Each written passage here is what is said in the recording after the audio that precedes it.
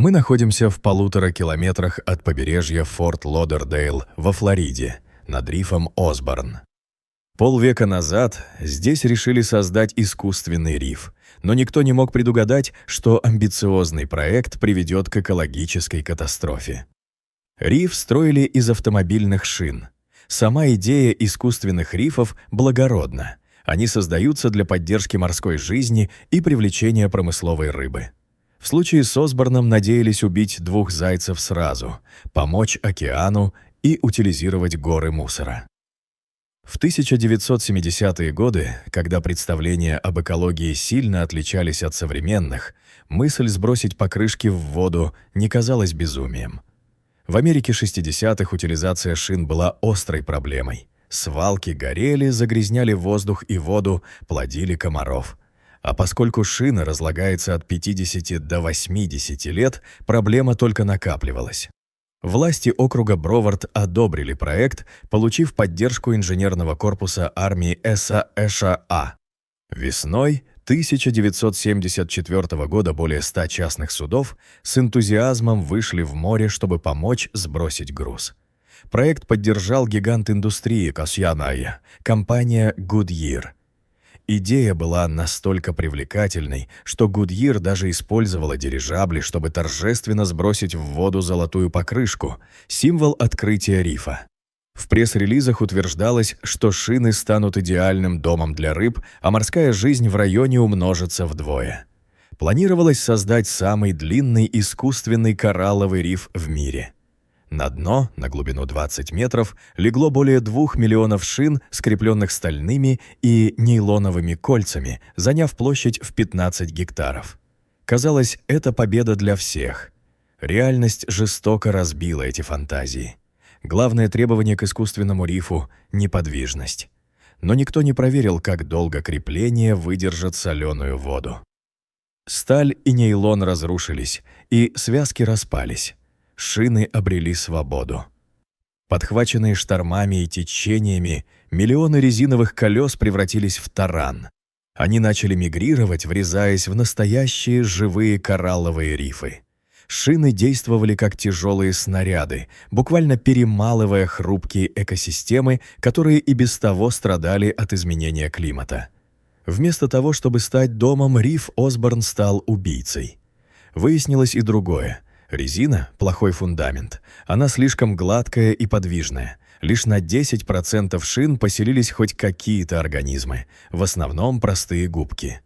Рыбы тоже не получили обещанного рая. Хотя искусственные рифы привлекают рыбу, это часто нарушает баланс. Хищники покидают свои ареалы, приходя на легкую добычу, что создает напряженность в естественной среде. Но механическое разрушение – это лишь полбеды. Шины токсичны. Со временем они начинают выделять в воду тяжелые металлы и химикаты. Если на суше это угрожает грунтовым водам, то в океане яд попадает прямо в пищевую цепочку. Морские обитатели буквально живут в облаке токсинов. Кроме того, старые покрышки распадаются на куски, в которых животные запутываются и погибают. То, что задумывалось как спасение природы, стало бомбой замедленного действия. Осознание масштаба бедствия пришло не сразу. Только в 2002 году природоохранные органы Флориды составили смету очистки и ужаснулись суммам. В 2007 году округ Бровард обратился за помощью к военным. Армия США согласилась подключиться в рамках программы тренировок водолазов Project Dive. Это была взаимовыгодная сделка. Военные получали полигон для отработки спасательных работ, а округ платил символические $2 миллиона вместо неподъемных 30 миллионов, которые требовали частные подрядчики. Работа напоминала военную спецоперацию на лунном пейзаже. В мутной воде на глубине 40 водолазов ежедневно поднимали около 1000 шин. Сначала их связывали под водой, а затем кранами поднимали на баржи. До 2009 года военным удалось извлечь десятки тысяч покрышек, по разным данным от 70 до 100 тысяч. Но затем приоритеты страны изменились. Войны, стихийные бедствия, например, землетрясения на Гаити, потребовали переброски сил. Очистка рифа встала на паузу. Проблема никуда не делась, а стоимость ее решения только растет. Если раньше подъем одной шины обходился в $17, то к 2024 году цена выросла до $29,50 и продолжает ползти вверх. Причина не только в инфляции, но и в сложности. Шины больше не лежат аккуратными кучами. Их разнесло на километры, некоторые находят даже у берегов Северной Каролины. Теперь их нужно искать по одной, выкапывать из песка и ила. Государство в одиночку не справляется, а частные компании требуют рыночных цен. Бюджеты колоссальны. Даже при оптимистичных прогнозах, если убирать по 50 тысяч шин в год, на полную очистку уйдет не менее 10 лет. Контракты продлеваются до 2028 года, но конца этой работе не видно. Извлеченные шины отправляют на переработку в энергию. Это лучшее, что можно сделать с этим токсичным наследием. Самая печальная новость заключается в том, что даже полная уборка шин не вернет риф к жизни. Природе не поможет волшебная палочка. Коралловые рифы растут столетиями.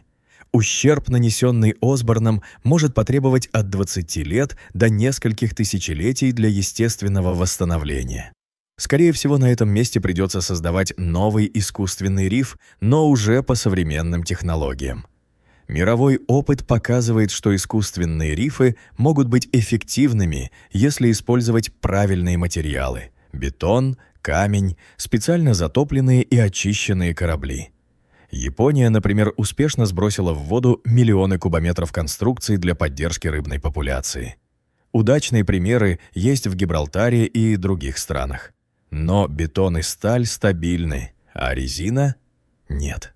История рифа Осборн стала хрестоматийным примером того, как благие намерения без научного расчета приводят к катастрофе. Мы хотели помочь океану, но вместо этого отравили его и разрушили то, что создавалось природой веками. Это дорогой урок для человечества. Прежде чем вмешиваться в сложные экосистемы, нужно думать не на годы, а на столетия вперед.